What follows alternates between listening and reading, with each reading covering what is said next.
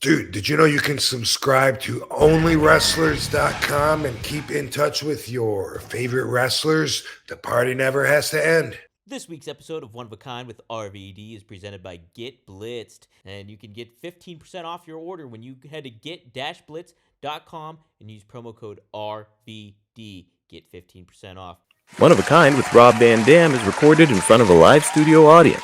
It was crowded back there, and the camera angle was like from our side, a side view.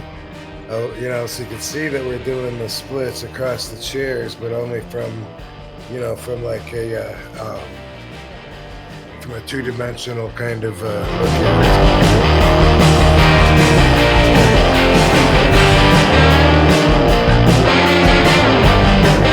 But Rob, talk a little bit about NXT and being in Philly and that atmosphere there.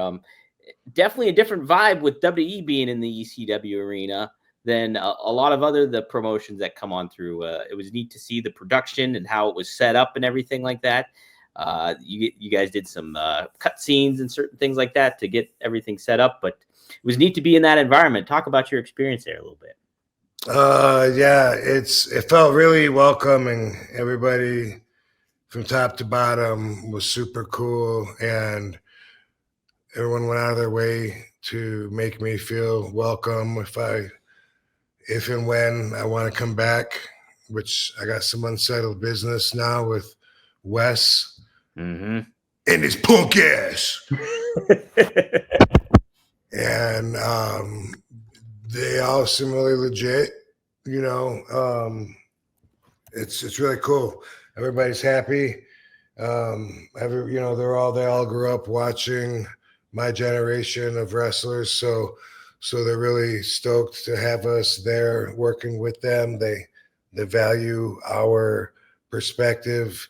It's really cool. Did you happen to see we did one video, I guess, just for social media with me and Kaylani when we're both doing the splits on the chairs?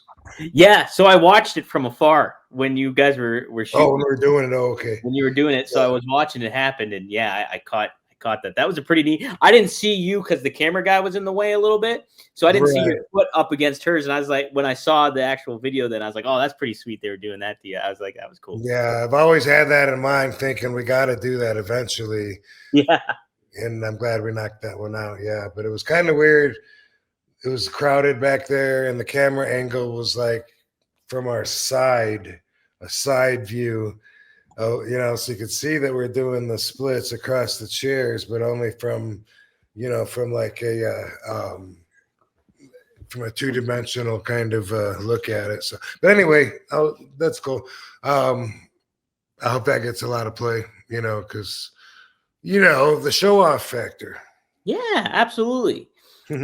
Something that I thought was neat too, and like it didn't dawn on me, I think, till after I left the show. But it was the show opened with the women's match and then closed with the women's match too. And it was like as much as a highlight as the ECW experience was there. And they did that awesome intro where they blended you guys in with the NXT talent and they had the ECW music playing. But it was a very much showcase of the stacked women's roster they had on the show too. So I thought that was kind of neat as well. So yeah, pretty cool stuff.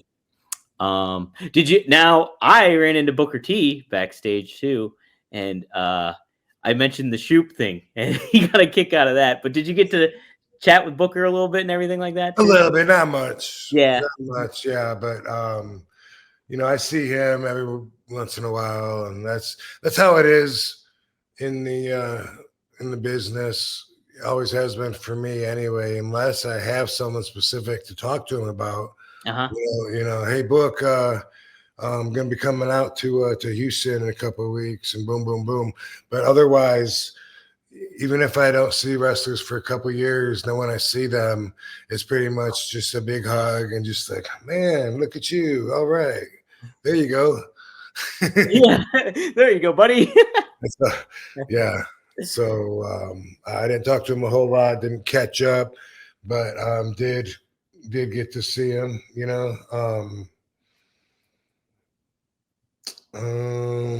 something I was gonna say. before you said Booker T or something. What was it we were talking Women's about? roster, the women's roster, and that.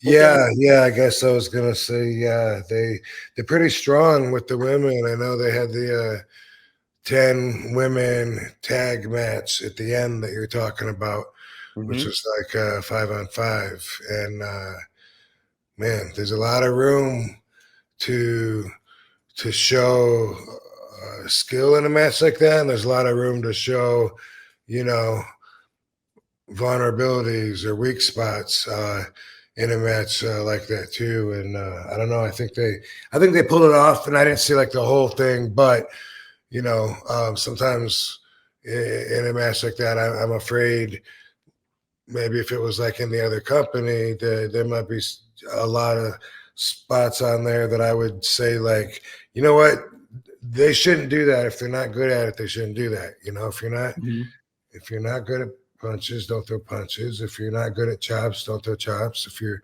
not good at forearms, don't throw forearms. You're not until you become good at it, you know. But a lot of green wrestlers are still doing things that they're not that good at on TV, and overall, that's something I would put a stop to. And I'm not saying anything specifically about the girls, just the thought of it. You know, I could picture a lot of things going wrong, like if the girls weren't ready.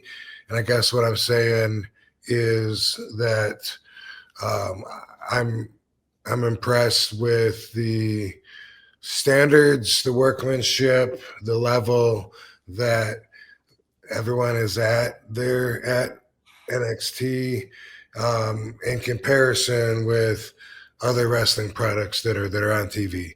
And there are a few, now that I think about it, there are a few that I nitpick specifically. There's some of the girls, you know, one of the girls specifically, I'm always telling Katie, look at this, look what she just did here, look what she did here. And I'm always, you know, pointing out, but maybe I'll tell her and then she'll get better. Yeah, that's the thing too, is like the ability to have like the constructive criticism and people to kind of like adhere to it, or at least like take note of it and be cognizant of what they're doing in the ring. When I was there, I talked to one of the big creative minds back there, and like I just knew him from a previous thing I was doing. And the interesting, and I'd love to get your thoughts on this too, is he mentioned how a good part of NXT and what they've been doing is the influx of non-wrestlers coming to play, but actual athletes from outside, like from the sports world and stuff, like from collegiate sports and everything like that, because they have the ability, they know the knowledge of being in an environment where they're in organized sports, and then there's the coaching element that comes into play, and the ability to take some criticism and know how and take direction in certain things like that. Whereas like if you're a wrestler and you're trying to work your way on the indie scene and stuff like that, you're kind of defending for yourself.